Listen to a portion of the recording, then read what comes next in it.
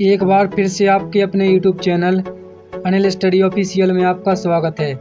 आशा करता हूं कि आप सभी लोग स्वस्थ होंगे, मस्त होंगे और आपकी तैयारी भी बहुत अच्छी चल रही होगी। नमस्कार दोस्तों, आज का हमारा टॉपिक है ऑल गवर्नमेंट एग्ज़ाम हिंदी व्याकरण का चैप्टर नंबर 4, जिसका नाम है संधि।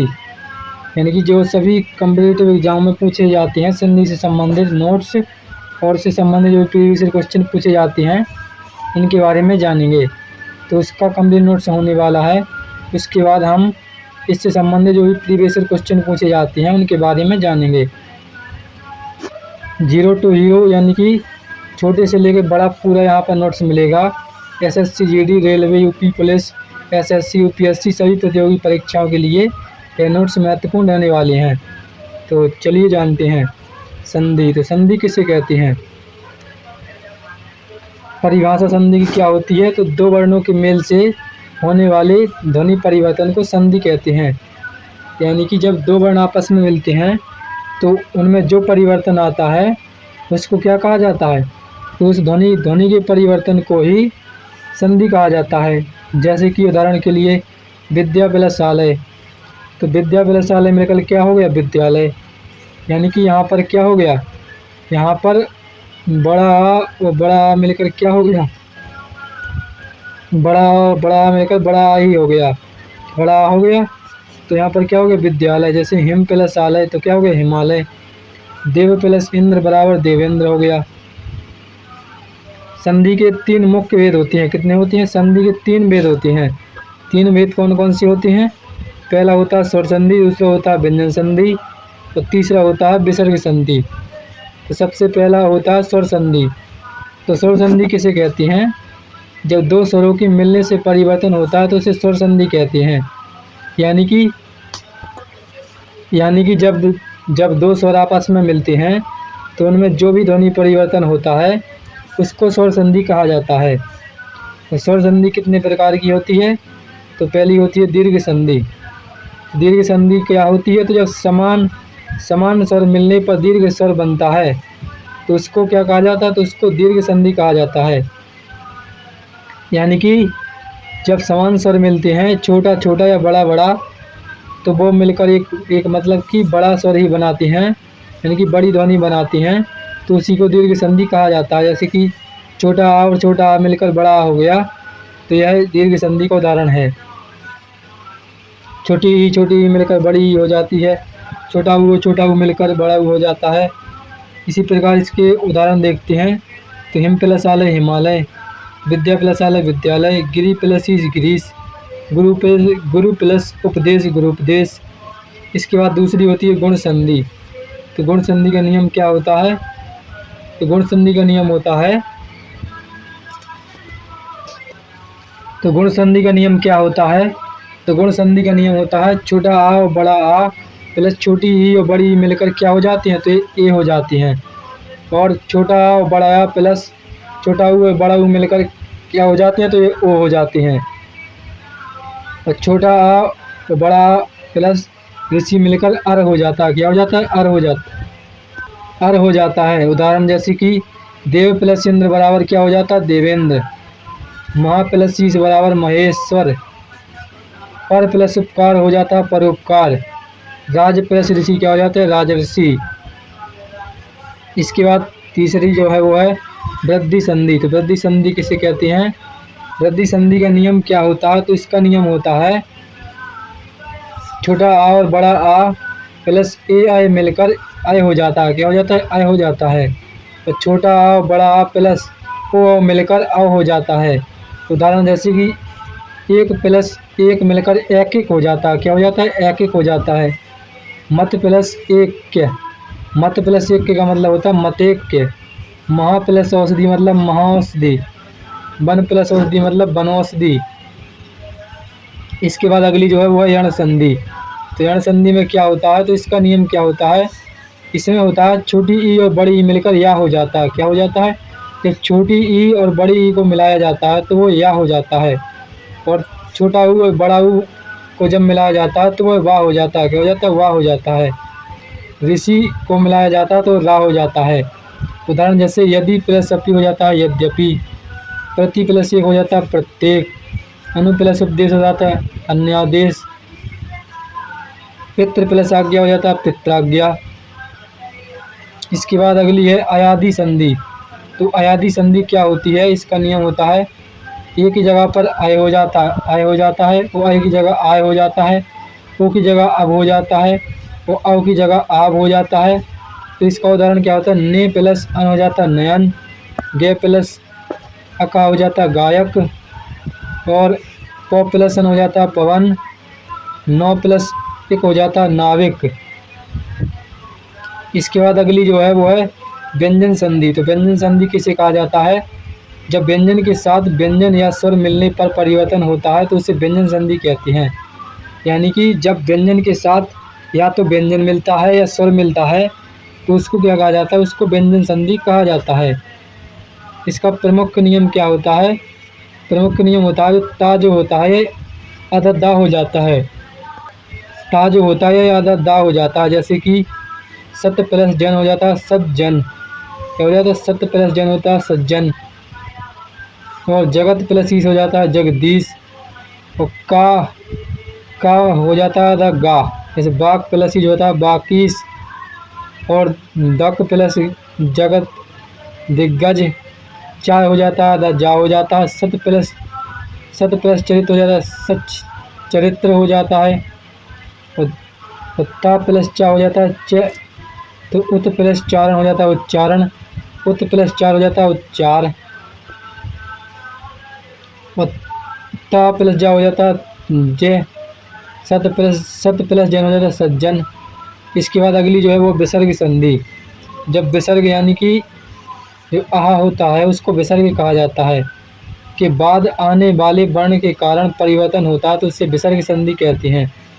यानी कि जब विसर्ग के बाद आने वाले वर्ण के कारण जो भी परिवर्तन होता है उसे विसर्ग संधि कहा जाता है। जैसे कि प्रमुख नियम क्या है, प्रमुख नियम होता है विसर्ग प्लस का प्लस खा प्लस पा हो जाता है सा, जैसे कि नी प्लस कपट हो जाता है निष्कपट,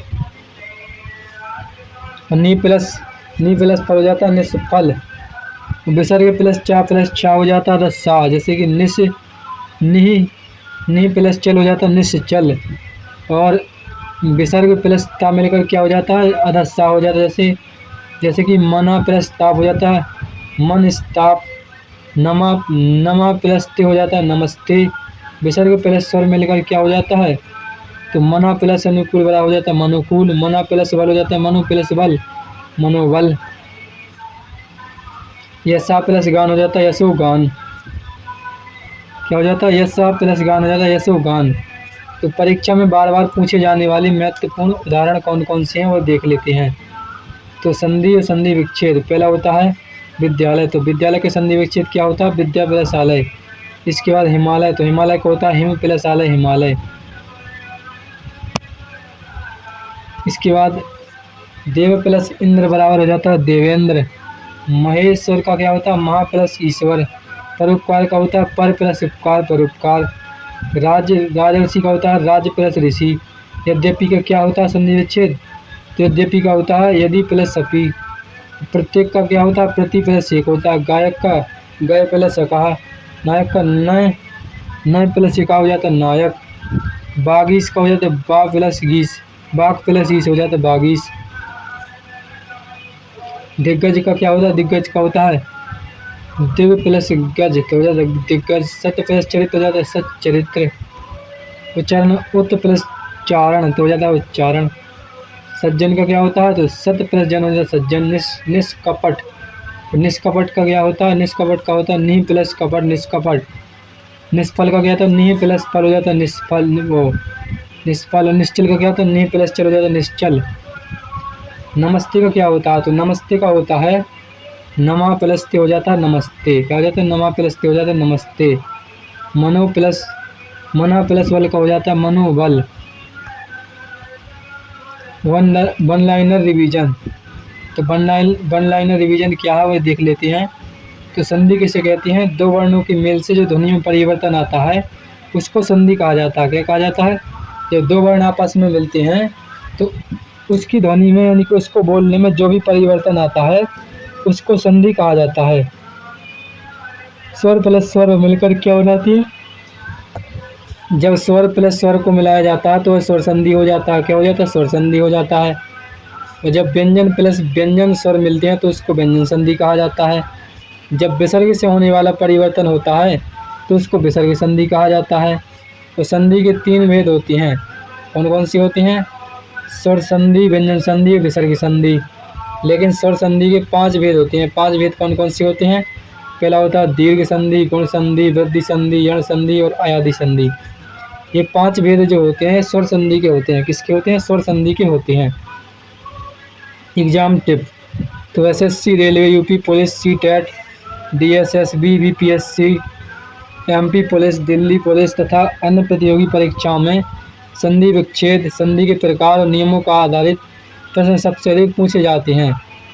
यानी कि इसमें संधि विच्छेद भी पूछा जाता है और संधि के प्रकार भी पूछे जाते हैं और संधियों पर आधारित नियम सबसे अधिक पूछे जाते हैं। इसीलिए नियमों के साथ उदाहरण अवश्य याद करें। ये आप सभी लोगों के लिए एग्जाम के लिए टिप दी गई है। तो यहाँ पर हमारा थ्योरी सेक्शन कंप्लीट होता है। अब हम इससे संबंधित जो भी प्रीवियस ईयर क्वेश्चन पूछे जाते हैं उनको जानेंगे। हिंदी व्याकरण का चैप्टर नंबर 4 जिसका नाम है संधि, इसके टॉप एमसीक्यूज क्वेश्चन जाते हैं जो एग्जाम स्पेशल क्वेश्चन है। तो चलिए जानते हैं। Question number 1। क्वेश्चन नंबर 1 में कहा गया है कि संधि किसे कहते हैं? तो संधि होता है वर्णों के मेल से होने वाले ध्वनि परिवर्तन को क्या कहा जाता है? संधि कहा जाता है। यानी कि इसका option number B correct answer है। Question number 2। क्वेश्चन नंबर 2 में कहा गया है संधि के कितने मुख्य भेद हैं? तो संधि के जो मुख्य भेद होते हैं वो 3 होते हैं। यानी कि इसका option number B correct answer है। Question number 3। क्वेश्चन नंबर 3 में कहा गया है कि विद्यालय किस संधि का उदाहरण है? तो विद्यालय जो होता है ये किस संधि का उदाहरण होता है? तो विद्यालय आपका होता है विद्या प्लस आलय, यानी कि ये स्वर संधि का उदाहरण होता है। किसका होता है? स्वर संधि का उदाहरण होता है। यानी कि इसका option number C correct answer है। Question number 4। क्वेश्चन नंबर 4 में कहा गया है कि देवेंद्र का संधि विच्छेद क्या है? तो देवेंद्र का संधि विच्छेद जो होता है देव प्लस इंद्र होता है। यानी कि इसका option number A correct answer है। Question number 5। क्वेश्चन नंबर 5 में कहा गया है कि गुण संधि में आ प्लस ई का परिणाम क्या होता है? यानी कि जो गुण संधि होती है उसमें आ यानी कि छोटा आ और छोटी ई का जो परिणाम होता है वो क्या होता है? क्या होता है? तो इसका मतलब होता है ए होता है। क्या होता है? ए। यानी कि इसका option number C correct answer है। इसके बाद अगला क्वेश्चन देखते हैं। तो अगला क्वेश्चन है क्वेश्चन नंबर 6। क्वेश्चन नंबर 6 में कहा गया है कि वृद्धि संधि में आ और ए का परिणाम क्या होता है? तो वृद्धि संधि में आ और ए का परिणाम जो होता है वह होता है ए। क्या होता है? ए। यानी कि इसका option number B correct answer है। Question number 7। क्वेश्चन नंबर 7 में कहा गया है कि यद्यपि किस संधि का उदाहरण है? तो यद्यपि जो होता है ये किस संधि का उदाहरण होता है? तो यह होता है यण संधि का उदाहरण। यानी कि इसका option number C correct answer है। Question number 8। क्वेश्चन नंबर 8 में कहा गया है कि महेश्वर का संधि विच्छेद है। तो महेश्वर का जो संधि विच्छेद होता है वो क्या होता है? तो यह होता है महा प्लस ईश्वर होता है महेश्वर। यानी कि इसका option number B correct answer है। Question number 9। क्वेश्चन नंबर 9 में कहा गया है कि परोपकार किस संधि का उदाहरण है? तो परोपकार जो होता है किस संधि का उदाहरण होता है? तो यह होता है आपका गुण संधि का उदाहरण होता है। यानी कि इसका option number A correct answer है। Question number 10। क्वेश्चन नंबर 10 में कहा गया है कि सज्जन किस संधि का उदाहरण है? तो सज्जन जो होता है व्यंजन संधि का उदाहरण होता है। किसका होता है? व्यंजन संधि का उदाहरण होता है। यानी कि इसका option number B correct answer है। Question number 11। क्वेश्चन नंबर 11 में कहा गया है कि बागीस का संधि विच्छेद है। तो बागीस का जो संधि विच्छेद होता है बाग प्लस ई से होता है। क्या होता है? बाग प्लस ई। यानी कि इसका option number B correct answer है। Question number 12। क्वेश्चन नंबर 12 में पूछा गया है कि दिग्गज का संधि विच्छेद है। तो दिग्गज का संधि विच्छेद क्या होता है? तो दिग्ग प्लस गज। यानी कि इसका option number A correct answer है। Question number 13। क्वेश्चन नंबर 13 में कहा गया है कि नमस्ते का संधि विच्छेद है। तो नमस्ते का संधि विच्छेद क्या होता है? तो नमस्ते का संधि विच्छेद होता है आपका नमा प्लस ते। क्या होता है? नमा प्लस ते, यानी कि इसका option number B correct answer है। क्वेश्चन नंबर 14, क्वेश्चन नंबर 14 में कहा गया है कि निष्कपट किस संधि का उदाहरण है। तो निष्कपट जो होता है ये किस संधि का उदाहरण होता है, तो यह होता है विसर्ग संधि का उदाहरण होता है, यानी कि इसका option number C correct answer है। क्वेश्चन नंबर 15, क्वेश्चन नंबर 15 में कहा गया है कि मनोबल का संधि विच्छेद है। तो मनोबल का जो संधि विच्छेद होता है वह क्या होता है, तो होता है मना प्लस बल। क्या होता है, मना प्लस बल, यानी कि इसका option number B correct answer है। इसके बाद अगला क्वेश्चन देखते हैं। तो अगला क्वेश्चन है क्वेश्चन नंबर 16। क्वेश्चन नंबर 16 में कहा गया है कि उच्चारण किस संधि का उदाहरण है। तो उच्चारण जो होता है ये किस संधि का उदाहरण होता है, तो यह होता है व्यंजन संधि का उदाहरण होता है, यानी कि इसका option number B correct answer है। क्वेश्चन नंबर 17, क्वेश्चन नंबर 17 में कहा गया है कि स्वर संधि के कितने प्रमुख प्रकार माने जाते हैं। तो स्वर संधि के जो प्रमुख प्रकार माने जाते हैं कितने माने जाते हैं, तो यह माने जाते हैं 5, यानी कि इसका option number C correct answer है। क्वेश्चन नंबर 18, क्वेश्चन नंबर 18 में कहा गया है कि प्रत्येक किस संधि का उदाहरण है। तो प्रत्येक जो होता है यण संधि का उदाहरण होता है, किसका होता है, यण संधि का, यानी कि इसका option number B correct answer है। क्वेश्चन नंबर 19, क्वेश्चन नंबर 19 में कहा गया है कि नाविक किस संधि का उदाहरण है। तो नाविक जो होता है किस संधि का उदाहरण होता है, तो यह होता है आपका अयाधि संधि का, किसका होता है, अयाधि संधि का, यानी कि इसका option number B correct answer है। आज का आखिरी और बहुत ही इंपॉर्टेंट क्वेश्चन है क्वेश्चन नंबर 20। क्वेश्चन नंबर 20 में कहा गया है कि राजश्री किस संधि का उदाहरण है। तो राजश्री होता है किस संधि का उदाहरण होता है, तो यह गुण संधि का उदाहरण होता है, यानी कि इसका option number A correct answer है। कौन सा, इसका option number A correct answer है। आशा करता हूँ कि आप सभी लोगों को हिंदी ग्रामर का चैप्टर नंबर 4 जिसका नाम है संधि, उससे संबंधित जो भी कंप्लीट नोट्स हैं और उससे संबंधित जो भी प्रीवियस क्वेश्चन पूछे जाते हैं वह आप सभी लोगों को अच्छी तरह समझ में आए होंगे। इसी प्रकार की बेस्ट एजुकेशनल वीडियो के लिए हमारे चैनल को सब्सक्राइब करें और वीडियो पसंद आया हो तो वीडियो को लाइक शेयर कमेंट करें। तब तक के लिए धन्यवाद, मिलते हैं नेक्स्ट वीडियो में।